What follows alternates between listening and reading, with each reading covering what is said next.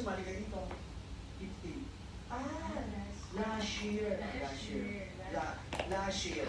Last year, sumali siya. Tapos sumali rin siya dito this year. Tapos kung sakasakali, baka bumalik ka next year. Oo. Kasama mo yung mga brigado mo this year.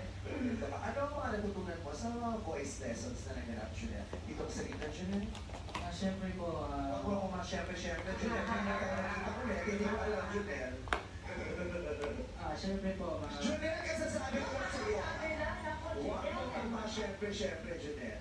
ano po, mga bagong techniques yan. Like, Paano gumamit sa diaphragm, just ganyan. Just once. Ayun, dito ko yung diaphragm. Paano yun? So, pag may ginagawa ka, pakihuwag, nakakatala ka.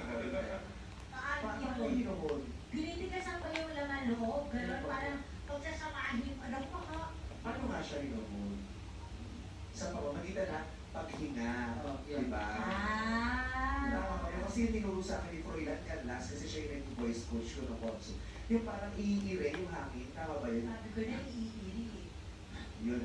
Kasi usually daw, akala ng mga tao, laging ano lang, yung gano'n lang, inhale, exhale. Kailangan parang iniire para dito daw, para hindi lang dito yung hangin.